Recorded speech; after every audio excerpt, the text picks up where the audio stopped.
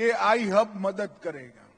कई बार युवा मौलिक सोच के आधार पर स्टार्टअप बनाता है, उसको बहुत अनुभव नहीं होता है और अपने विचार को जब पूंजी की जरूरत होती है तब ऐसे अनुबंध करता है जिससे आने वाले दिनों में इसका जो पोटेंशियल होता है, संभावनाएं होती है युवा के खुद को सशक्त बनने की आर्थिक रूप से वो निरस्त हो जाती है।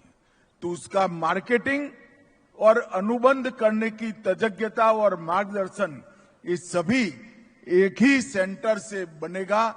ये छत्तीसगढ़ के युवाओं के लिए बहुत बड़ा मौका है और बहुत बड़ा प्लेटफॉर्म उनको मिलने जा रहा है। गुजरात में आई हब बना है, विजय भाई इसकी मुलाकात कर आए हैं, उन्होंने देखा होगा। मेरे देखते देखते कुछ ही साल में कई स्टार्टअप आज दुनिया भर में नाम निकाल कर आए हैं और वो लड़के बहुत कम आयु में बहुत बड़ा काम कर पाए हैं। मैं आशा करता हूं यहां पर भी ऐसी शुरुआत होगी और इसके लिए जो आज जिसका उद्घाटन हुआ है वो आई हब एक नींव बनेगा, इसका मुझे पूरा विश्वास है। मित्रों, ये अटल जी का शताब्दी वर्ष है। मैं छत्तीसगढ़ विगत 11 सालों से आता हूं। छत्तीसगढ़ में मैं बिल्कुल विश्वास से कह सकता हूं कि छत्तीसगढ़ को बनाने का पूरा श्रेय हमारे नेता श्रद्धेय अटल जी को जाता है, जिन्होंने छत्तीसगढ़ को बनाया। और अटल जी ने छत्तीसगढ़ बनाने के बाद छत्तीसगढ़ को संवारने का पूरा श्रेय अभी के प्रधानमंत्री और देश के नेता श्री नरेंद्र मोदी जी के जा। और छत्तीसगढ़ सरकार अपना 25वां वर्ष भी मना रही है स्थापना का, और वो वर्ष को अटल निर्माण वर्ष के रूप में मनाने का निर्णय छत्तीसगढ़ सरकार ने किया है। और उस वक्त अटल जी के नाम पर बनी हुई ये राजधानी में आज ये चारों शुरुआत हो रही है, वो छत्तीसगढ़ के लिए शुभांकर साबित होगी, इसका मुझे पूरा विश्वास है। मित्रों, छत्तीसगढ़, आज रमन सिंह जी भी यहां बैठे हैं, इन्होंने नींव डालने के बाद मैं नया रायपुर देखने के लिए आया था। जब मैं नवा रायपुर देखा तब मुझे लगता था कि रमन सिंह जी ने बड़ी दूरदर्शिता के साथ नवा रायपुर की नींव डाली है। और आज नवा रायपुर को पलते बढ़ते पनपते देख रहा हूं।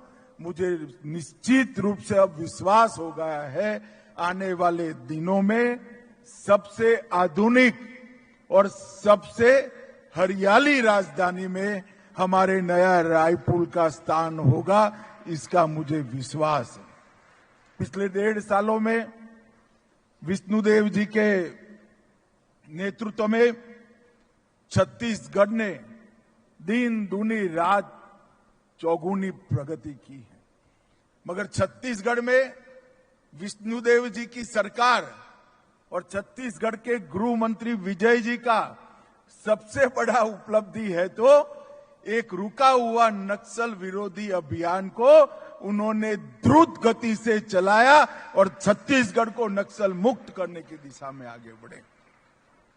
और मैं जनवरी से देख रहा हूं, सरकार बनी उसके दूसरे महीने से ये दोनों ने नक्सल विरोधी अभियान को न केवल धार दी, समय समय पर इसका मार्गदर्शन भी किया, पुलिस बलों का, सुरक्षा बलों का हौसला बढ़ाया और मक्कमता के साथ ये लड़ाई को लड़ने में बहुत बड़ा योगदान दिया है। मैं भारत सरकार की ओर से हमारे छत्तीसगढ़ के गृह मंत्री विजय जी और मुख्यमंत्री श्रीमान विष्णुदेव साय जी को बहुत बहुत साधुवाद देना चाहता हूं। और मैंने छत्तीसगढ़ में ही कहा था, यही नवा रायपुर में कहा था, अटल नगर में कहा था कि 31/3/2024 2026 ये देश नक्सलवाद से मुक्त हो जाएगा।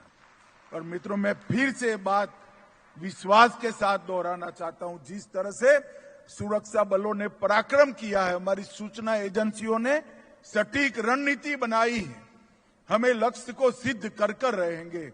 और आज मैं छत्तीसगढ़ वासियों को कहकर जाता हूं कि हर बार बारिश में नक्सली थोड़ा आराम कर लेते थे, इस बार बारिश में भी हम उनको सोने नहीं देंगे और 31 दिन के लक्ष्य को हम आगे बढ़ाएंगे।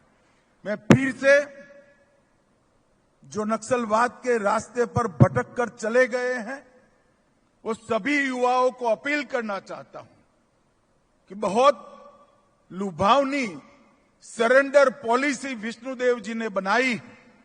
आइए, हथियार डाल दीजिए और नए छत्तीसगढ़ की विकास की यात्रा में जुड़ जाइए। इससे अच्छा सरेंडर करने का मौका कभी नहीं मिलेगा। कोई चर्चा की जरूरत नहीं है, सरकार पर भरोसा करिए, हथियार डालिए, मेन स्ट्रीम में जुड़ जाइए और आप छत्तीसगढ़ की विकास की यात्रा के साथ अपने आप जुड़ जाएंगे। ढेर सारे लोगों ने हथियार डाले हैं, उनका भी मैं समाज जीवन में वापिस मन पूर्वक स्वागत करता हूं और विश्वास दिलाता हूं कि सरकारों ने, केंद्र सरकार और छत्तीसगढ़ सरकार ने जो वादा आपके साथ किया है, वो वादे को हम पूरा भी करेंगे, उससे अधिक भी आपकी सहायता करने का प्रयास हम निश्चित रूप से करेंगे।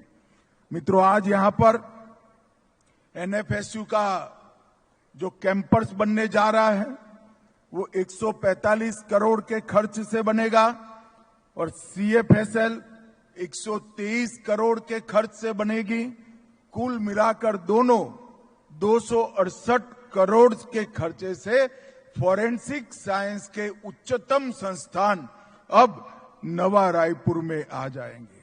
और छत्तीसगढ़ सरकार ने इसके लिए भूमि भी दी है, R&D का केंद्र भी यहां बनेगा और अस्थायी परिसर के अंदर 180 युवा अभी से ही इसकी शिक्षा चालू कर पाएंगे। एनएफएसयू के ट्रांजिट परिसर के अंदर ही वर्ष 25-26 से MSc in forensic science, MSc in cyber security, BSc, MSc forensic science, MSc मनोविज्ञान और professional diploma in crimes in investigation, ये सारे कोर्स इसी वर्ष से चालू हो जाएंगे। एनएफएसयू के परिसर में forensic chemistry, forensic biotechnology, toxicology, DNA, fingerprint, ballistic science, cyber security और डिजिटल फॉरेंसिक, ये सारे कोर्स पढ़ाने की शुरुआत होने वाली है और इसको एक संपूर्ण परिसर के अंदर हम 3 साल में परिवर्तित करेंगे, जिससे फॉरेंसिक साइंस से जुड़ा हुआ हर एक कोर्स मेरा छत्तीसगढ़ का युवा यहां से सीख कर जाएगा। और मैं आज युवाओं को कहने आया हूं, आप भरोसा करना मोदी सरकार पर। एनएफएसयू का ग्रेजुएशन मतलब आपकी नौकरी की गारंटी है, आपको कहीं ढूंढने नहीं जाना पड़ेगा। छत्तीसगढ़ के युवाओं के लिए ये बहुत बड़ा मौका है। यहां पर छत्तीसगढ़ में अभी भी स्टेट फॉरेंसिक साइंस लेबोरेटरी है, 4 रीजनल लेबोरेटरी है, अंबिकापुर, बिलासपुर, दुर्ग और जगदलपुर में, और अब सीएफएसएल भी आ जाएगी। इससे हमारी क्रिमिनल जस्टिस सिस्टम को बहुत बड़ी ताकत मिलेगी। अब किसी को अन्य राज्य में भी नहीं जाना पड़ेगा और दिल्ली भी फॉरेंसिक नमूनों को जांच के लिए भेजने की जरूरत नहीं पड़ेगी। सारी जांच नवा रायपुर अटल नगर में ही हो जाएगी। और युवाओं के लिए, जैसा मैंने कहा, रोजगारी का